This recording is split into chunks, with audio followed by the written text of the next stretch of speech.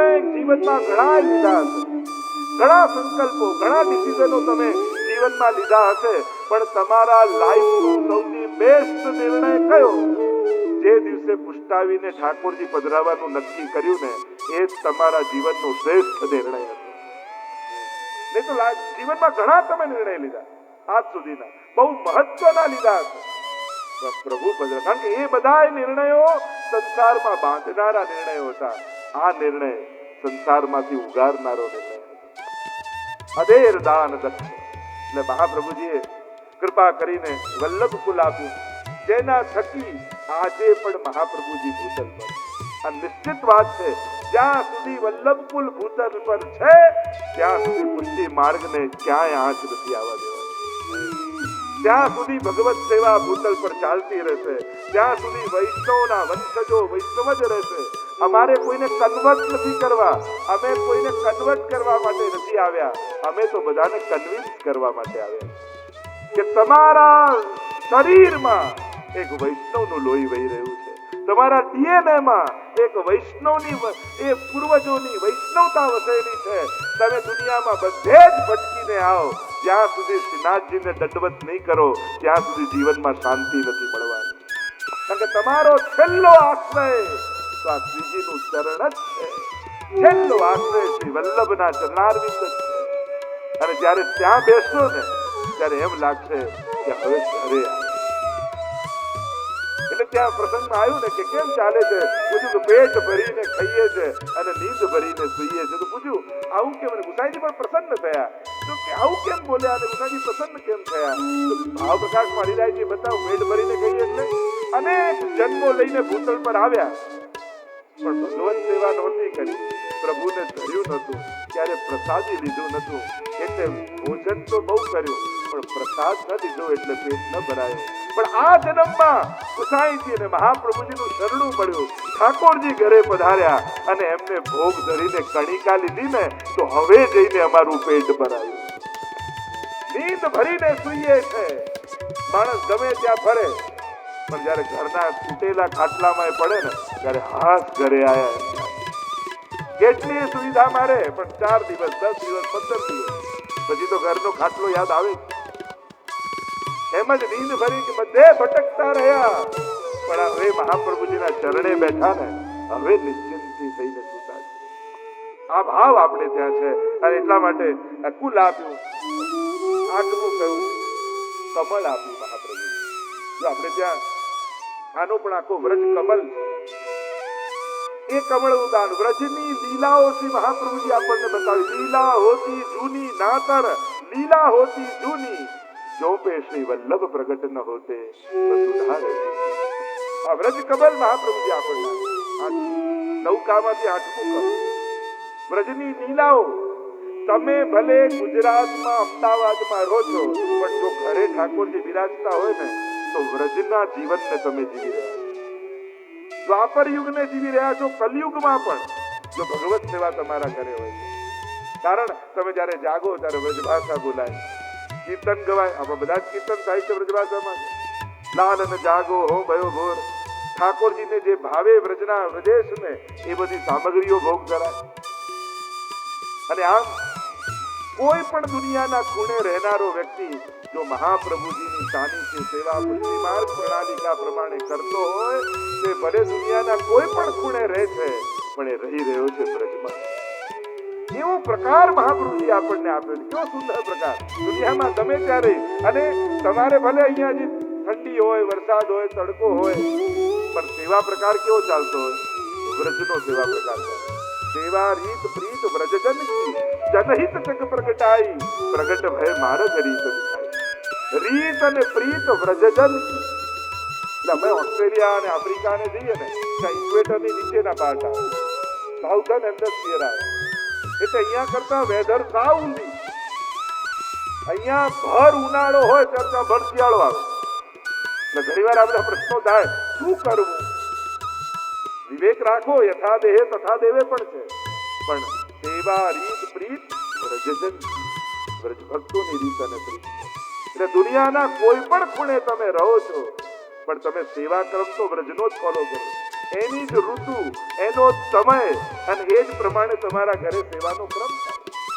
તો આ વ્રજ કમલ અને છેલ્લે મહાપ્રભુજી 9 ક કહીએ છે, એમાં 9મો ક નૌકા વિના કહો કો ઉતર્યો પાર. 9મું ક એ કર્મ છે. અને વૈષ્ણવનું કર્મ કયું? કર્મ કરો તું કાય. એટલે તો એકમ શાસ્ત્રો દેવકી પુત્ર ગીતમ, એકમ દેવો દેવકી પુત્ર એવ, મંત્રોપે કસ્તસ્ય નામાની યાની, કર્માપ્યેકમ તસ્ય દેવસ્ય સેવા. વૈષ્ણવનો કર્મ અને ધર્મ કયો? સર્વદા સર્વભાવેન ભજનીયો વ્રજાધિપઃ, સ્વસ્યાયમેવ ધર્મો હિ નાન્યત્વાપી કદાચ. આજ આપણું સર્વોત્તમ કર્મ છે. બાકી બધા જ કર્મો કાં સોનાની બેડી કાં લોઢાની બેડી. એક કર્મ જગતનું એવું છે, એ છે સેવા, જે કર્યા પછી પણ બંધન નથી આપતું, મુક્તિ આપે. પ્રભુ માટે ભરેલું એક એક ડગલું તમારા કર્મોની એક એક ગાંઠને ખોલે. પ્રભુ માટે ઉચ્ચારેલો એક એક શબ્દ બોલાયેલા શબ્દોથી બાંધેલી ગાંઠોને ખોલે. પ્રભુ માટે સાંભળેલું એક એક નામ શ્રવણ દ્વારા બંધાયેલા કર્મોને ખોલે. આ નવધા ભક્તિ તમારા સમસ્ત કર્મોને સમાપ્ત કરી. ખરેખર તો નવધા ભક્તિને તમે એક એક જુઓ તો જે જે કર્મના સિદ્ધાંતોમાં બંધનો છે એ બંધનોની ગાંઠો ખુલે આ એક કર્મ દ્વારા, અને એ કર્મનું નામ છે સેવા. વિચાર કરો, દરેક કર્મનું ફળ, સારા કર્મોનું ફળ સુખ, ખરાબ કર્મોનું ફળ દુઃખ. પણ સેવામાં ચારે બાજુ દુઃખનો સમય ચાલતો હોય, પણ અપરસ કરીને ઠાકોરજીને જગાવવા જાય અને લાલનના મુખારવિંદના દર્શન કરે ત્યારે એના હૃદયમાં એવો આનંદ આવે, એવી પ્રસન્નતા થાય, બધું ભૂલી જાય. વિચાર કરો, કર્મનું ફળ દુઃખ રૂપે ચારે બાજુ છે, તો આ સેવામાં જે આનંદ આવે છે એ કયા કર્મનું ફળ? કારણ કે એ તો બહાર છે દુઃખ રૂપે, અને દુઃખના દિવસોમાં આ આનંદનો અનુભવ ક્યાંથી થઈ રહ્યો? કોઈ શાસ્ત્રોમાં કહ્યું કે પુણ્યોનું ફળ ભગવત સેવા. પુણ્યોનું ફળ તો કા સ્વર્ગ કા સુખ. સેવા તો હું તો હંમેશા એમ માનું કે ભાગ્ય પણ બે પ્રકારનું હોય. એક કર્મ દ્વારા પેદા થતું ભાગ્ય, અને બીજું કૃપા દ્વારા લખાયેલું ભાગ્ય. ઘણા તત્વો, ઘણી વસ્તુઓ ને ઘણા સત્કાર્યો આપણા પુણ્યોના ફળ નથી હોતા, ઠાકોરજીએ નક્કી કરેલા પ્રસાદના ફળ હોય, એમના આશીર્વાદના ફળ હોય. કોઈ કર્મનું ફળ એમ બતાવ્યું કે કોઈ એવું કર્મ કરો તો તમે કથા બેસાડી શકો. આ તો ભરતભાઈ પર ઠાકોરજી અને વલ્લભની વિશુદ્ધ કૃપા છે કે એમના થકી વલ્લભના ગુણગાન થઈ રહ્યા. આ કર્મનું ફળ ન હોઈ શકે. એટલે તો રાસમાં પણ જ્યારે ઠાકોરજી ગોપીઓનું સ્વાગત કરે છે, સ્વાગતમ બહુ મહાભાગા. મહાભાગા, હવે રાસ કોઈ કર્મનું ફળ હોય? મહાભાગા કેમ કહ્યું? કે આ ભાગ્ય તો મેં લખ્યું, મેં પ્રસાદ રૂપે આપ્યું. માણસની તકલીફ જ એ છે, જેના જેના આપતા હાથ દેખાયા એ બધાને યાદ રાખ્યા, પણ જેણે મનમાં બેસીને આ બધાને પ્રેર્યા એનો આભાર ક્યારે ન માને. આપણને જે જે સામે ઉભેલા વ્યક્તિઓ દેખાયા એ બધાને યાદ રાખ્યા. અને એક વસ્તુ યાદ રાખો, જ્યારે એને આપ્યું ત્યારે એનો આભાર ન માન્યો તો લઈ લેશે તો કયા મોઢે ફરિયાદ કરવા જઈ. એને જ્યારે આપ્યું ત્યારે આભાર કહ્યું. ક્યારેક તો પ્રભુને બે હાથ જોડીને કહો કે પ્રભુ તારી બહુ કૃપા. તો માણસ માં એટલી હિંમત કરી કે તમે એમ ઠાકોરજી આગળ હાથ જોડીને એટલું કહી શકો, પ્રભુ મને બહુ આપ્યું, હવે પાડોશીને આપજો. ગમે તેટલું આપણી પાસે હોય, આટલી ઉદારતા ક્યારે આવે? ऐसे प्रभु क्यों विसारिए जाकी कृपा अपार. એને કેમ બોલી શકાય? એ તો 7 પ્રકારની કૃપા ભક્તિ માર્ગમાં છે ઠાકોરજીની, મહાપ્રભુજી. આવી કૃપા જે કોઈ ન કરી શકે. સૌથી પહેલું વૈષ્ણવ પર સૌથી પહેલી કૃપા ઠાકોરજીએ આ વૈષ્ણવ સૃષ્ટિને પોતાના શ્રીઅંગમાંથી પ્રગટ કરી. સૃષ્ટિ કાયેન નિશ્ચય, તમારું ઘડતર સાધારણ માટીનું નથી, કોઈ જુદી માટીથી તમને ઠાકોરજીએ ઘડેલા છે. એમ મહાપ્રભુજી કહી રહ્યા છે, હું નથી કહેતો. પુષ્ટિ પ્રભા મર્યાદા ભેદ નામનો ગ્રંથ મહાપ્રભુજીનો સોળસ ગ્રંથમાં છે, અને એમાં સૃષ્ટિનું સર્જન 3 પ્રકારની સૃષ્ટિ ઠાકોરજી પ્રગટ કરે છે: પુષ્ટિ, પ્રભા અને મર્યાદા. મનમાંથી સૃષ્ટિ પ્રગટ કરીએ પ્રવાહી, જે મન ફાવે કરે પ્રવાહી. પોતાની વાણીમાંથી પ્રગટ કરી, અને વાણીમાંથી વેદોચ્ચાર થયા છે. વેદમાં ધર્મ છે, જે ધર્મના કર્મકાંડ અને વિધિ વિધાનમાં આસક્ત છે. શાસ્ત્ર આજ્ઞામાં જે આસક્ત છે એ મર્યાદા માર્ગી છે. અને પુષ્ટિ કાયેન નિશ્ચય, જેને પ્રભુએ પોતાના શ્રીઅંગમાંથી પ્રગટાવ્યા, શ્રીઅંગની સેવા માટે એ પુષ્ટિ સૃષ્ટિ એ મહાપ્રભુજી આજ્ઞા કરે. એટલે જન્મ તમારો થયો સાધારણ વ્યક્તિની છે, એ બધા જન્મે.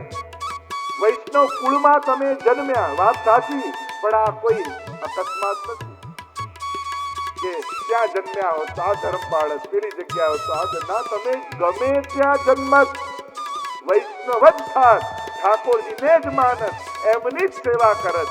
કારણ તમારું વૈષ્ણવ થવું એ અકસ્માત નથી, ભગવાનનું આયોજન. પ્રભુએ વિચારીને તમને વૈષ્ણવ બનાવ્યા, તમને ઘડ્યા છે કોઈ જુદી વાત. એ મહાપ્રભુજીની આજ્ઞા છે. દરેક ક્ષિતિજલ પાવક ગગન સમીરા પંચ રચિતય અધમ શરીરા. એમ કહ્યું કે આ 5 તત્વોનું અધમ શરીર. પુષ્ટિ માર્ગમાં એમ નથી કહેતા. અહીંયા તો વૈષ્ણવનો દેહ ઘડે, એક એક તત્વ જુદું. માટી લે તો વ્રજરજ લે, જલ તત્વ તો જમના જલથી. એમ એક 5 તત્વોની ચર્ચા છે, હમણાં વિસ્તાર નથી કરતો. 7 પ્રકારની કૃપામાં પહેલી કૃપા તમને શ્રીઅંગમાંથી ઘડ્યા, શ્રીઅંગની સૃષ્ટિ બનાવી. બીજી કૃપા, શ્રીઅંગમાંથી ઘડ્યા તો ખરા, પણ તમારા હૃદયમાં પુષ્ટિ ભક્તિનું બીજ વાવીને તમને મોકલ્યા. પ્રત્યેક વૈષ્ણવના હૃદયમાં ઠાકોરજીએ પુષ્ટિ ભક્તિનું બીજ વાવે. અનુકૂળ વાતાવરણ, અનુકૂળ માહોલ મળતા જ એ બીજમાં ફળગાવ ફૂટવા લાગે. ઘણી વાર લોકો મળે, આ તો જરાય નતા માનતા, જેથી આપની કથા સાંભળીને તો સાવ બદલાઈ. એક વાર આવ્યા જીવન બદલાઈ. આ તો કથા તો નિમિત્ત થાય, પણ કોઈ બેઠકજી ગયા, કોઈ નાથક દ્વારા ગયા, કેટલી ઘટનાઓ ક્યાં ક્યાં થકી પુષ્ટિનું બીજ હતું જ.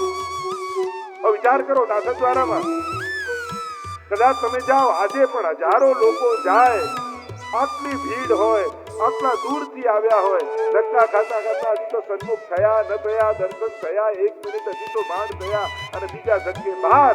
પણ શ્રીનાથજી બાવાનો પ્રભાવ જુઓ, એ ધક્કો ખાતો ખાતો આવેલો એક ક્ષણ માટે શ્રીનાથજીની સન્મુખ દર્શન કરી લે ને, તો એ બહાર આવીને એમ કહે, મારે બ્રહ્મ સમન લેવું છે ને સેવા પધરાવી, મારે વૈષ્ણવ થઈ ગયું.